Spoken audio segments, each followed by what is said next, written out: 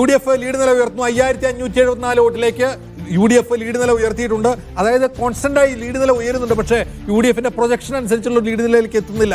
അതായത് 5500 വോട്ട് എന്നുള്ളതൊക്കെ ഒരു 5-6 റൗണ്ടിൽ UDF നേടേണ്ട വോട്ടായിരുന്നു. പക്ഷെ അവരുടെ പ്രൊജക്ഷൻ അതാണ് ആയിരിക്കെ തന്നെ ഇപ്പോഴാണ് അത് കടക്കുന്നത്. 5574 വോട്ടിലേക്ക് UDF തങ്ങളുടെ ലീഡ് നില ഉയർത്തിയിരിക്കുന്നു. പോത്തുകല്ല് പഞ്ചായത്താണ് ഇപ്പോൾ എണ്ണുന്നത്. ഇപ്പോൾ എണ്ണുന്നത് 8-ാം റൗണ്ടാണ്. 8-ാം റൗണ്ടിൽ UDFന്റെ വോട്ട് നില താഴ്ന്നു പോയിട്ടില്ല, കാര്യമായി താഴ്ന്നു പോയിട്ടില്ല. അവർ ലീഡ് നില കാര്യമായിട്ട് ഉയരുന്നില്ല എന്നേ ഉള്ളൂ. എങ്കിൽ പോലും 5574 എന്ന നിലയിലേക്ക് UDF തങ്ങളുടെ ലീഡ് നില ഉയർത്തിയിട്ടുണ്ട്. ഇപ്പോൾ എണ്ണിക്കൊണ്ടിരിക്കുന്ന 8-ാം റൗണ്ടാണ്. പോത്തുകല്ല് എണ്ണിക്കൊണ്ടിരിക്കുമ്പോഴും കാര്യമായ ഒരുതരം ഞെട്ടിക്കൽ കൊടുക്കാൻ കഴിയുന്നില്ല LDF എന്ന് കാണേണ്ട കാര്യമാണ്. അതായത് UDFനെ സംബന്ധിച്ച് അവർക്ക് വിജയത്തിലേക്ക് സഞ്ചരിക്കാമെന്ന ആത്മവിശ്വാസം വർദ്ധിപ്പിച്ചു കൊടുക്കുന്ന തരത്തിലുള്ള ഫലസൂചനകളാണ് ഓരോ റൗണ്ട് കഴിയുമ്പോഴും വന്നുകൊണ്ടേയിരിക്കുന്നത്. UDFന് 5574 വോട്ട് നിലനിർത്താൻ കഴിയുന്നു. ഇടയ്ക്ക് ഏറിയും കുറഞ്ഞും ലീഡ് നില മാറുന്നു എന്ന് ഒഴിച്ചു നിർത്തിയാൽ ഒരു ഘട്ടത്തിൽ പോലും M സ്വരാജിന്റെ പിന്നിലേക്ക് പോകേണ്ടെന്നില്ല ആര്യാടൻ ഷൗക്കത്തിന് ഉണ്ടായിട്ടേ ഇല്ല.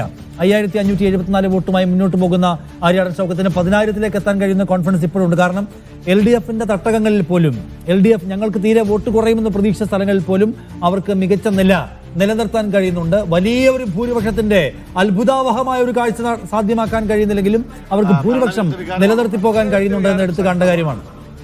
LDFന് കിട്ടാത്ത വോട്ടുകൾ ഭരണത്തിനെതിരായ വോട്ടുകളല്ലേ. ഭരണവിരുദ്ധ വികാരം അതിശക്തമാണ്. UDFന്റെ വോട്ട് അൻവർ തോർത്തിട്ടുണ്ടോ?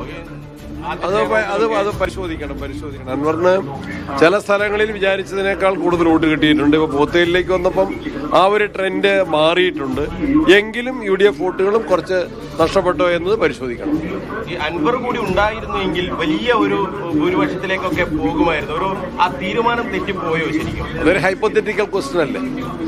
അല്ല, അൻവറിന്റെ വോട്ട് കൂടി അങ്ങനെയിപ്പം വേറെ ആരും മത്സരിച്ചില്ലായിരുന്നെങ്കിൽ എതിരില്ലായിരിക്കാമോ? അങ്ങനെ കണക്കൂട്ടാൻ പറ്റില്ല. പോളിറ്റിക്സ് അല്ലേ. ഈ ഘട്ടത്തിലും ഈ മത്സരത്തിന്റെ ചിത്രത്തിലും UDF കംഫർട്ടബിൾ മെജോറിറ്റിയിൽ ജയിക്കുന്നു. അത് ഭരണവിരുദ്ധ ജനവികാരത്തിന്റെ ശക്തമായ പ്രതിഫലനം തന്നെയാണ്. അല്ല, ഈ അൻവർ ഒരു ഫാക്ടറായി അവിടെ മാറുന്നുണ്ട്. ശക്തമായ ഫാക്ടർ അല്ല, ചെറിയൊരു ഫാക്ടറാണ്. ശരി, KPCC അധ്യക്ഷൻ പ്രതികരിക്കുകയാണ്. പക്ഷേ ഈ 5574 വോട്ടിന്റെ ഭൂരിപക്ഷം മാത്രമേ ഉള്ളൂ എന്നത് കാണുക ഒന്ന്. രണ്ടാമത്തേത് UDFന്റെ പ്രധാന കേന്ദ്രങ്ങളിൽ നിന്നാണ് അൻവർ വോട്ടുകൾ ചോർന്നത്. 2, അതിനർത്ഥം എന്താണ് അജിംസ്? ഒരു ഭീതിതമായ LDFനെ സംബന്ധിച്ച് ഭരണവിരുദ്ധ വികാരത്തിൽ പോൾ ചെയ്യപ്പെട്ട വോട്ടുകൾ ഭിന്നിച്ചു. അതാണ് അതിൽ കാണുന്നത്. അല്ല, അങ്ങനെയാണെങ്കിൽ അത് കോൺഗ്രസിന്റെ വോട്ടുകളാ ചോർന്ന് നോക്കണം. അതെ, അതാണ് ഭരണവിരുദ്ധ വികാരത്തിൽ പോൾ ചെയ്ത വോട്ടുകൾ ഭിന്നിച്ചു. അത് LDFന് കൂടുതൽ സഹായകമായി. എന്നിട്ട് പോലും 5574 വോട്ടിന്റെ ഭൂരിപക്ഷത്തിൽ ലീഡ് നിലയിൽ ആര്യാടൻ ഷൗക്കത്ത് ഇപ്പോഴും നിൽക്കുന്നുണ്ട്. ആ വോട്ടുകൾ ഭിന്നിച്ചിട്ട് പോലും. വോട്ടുകൾ ഭിന്നിക്കുക എന്ന് പറഞ്ഞാൽ നേർപകുതിയായി ഭിന്നിക്കുക എന്നുള്ളതല്ല. ഒരു ചങ്ക് ഓഫ് വോട്ട്സ് അൻവർ പിടിച്ചു.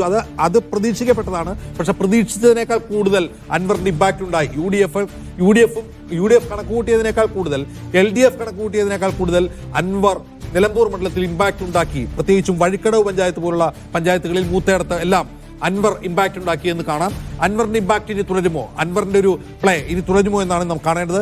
അൻവർ LDFനെ എത്ര പരിക്കേൽപ്പിക്കും, LDFന്റെ വോട്ടുകൾ എത്ര കാർന്നു നിന്നും എന്നുള്ളതാണ് ഇനിയുള്ള റൗണ്ടുകളിൽ. പ്രത്യേകിച്ച് എനിക്ക് തോന്നുന്നു അൻവറിന്റെ ഒരു വലിയ ഒരു കുതിപ്പ് അദ്ദേഹം ഇടയ്ക്ക് വഴിക്കടവിൽ അവസാനിപ്പിച്ചു എന്നാണ് തോന്നുന്നത്. കാരണം എല്ലാ റൗണ്ടിലും 1000-ലധികം വോട്ടുകൾ നേടാൻ അൻവറിന് കഴിഞ്ഞു. നേട്ടം തന്നെയാണത്. പക്ഷേ ഇടക്കരയിലും മൂത്തേടത്തും അൻവർ വിചാരിച്ചതുപോലെ അല്ലെങ്കിൽ പ്രതീക്ഷിച്ചതുപോലെ അവകാശപ്പെട്ടതുപോലെയുള്ള വോട്ട് നേടാൻ അദ്ദേഹത്തിന് കഴിഞ്ഞിട്ടില്ല എന്നത് എടുത്തു കാണേണ്ട കാര്യമാണ്. അതുകൊണ്ട് അൻവർ ഇനിയൊരു പരിധി കവിഞ്ഞുള്ള അദ്ദേഹത്തിന്റെ ഒരു വലിയ സഞ്ചാരം ഉണ്ടാകുമോ എന്നത് അങ്ങനെ വിചാരിക്കാൻ പറ്റുന്നില്ല ഇപ്പോൾ.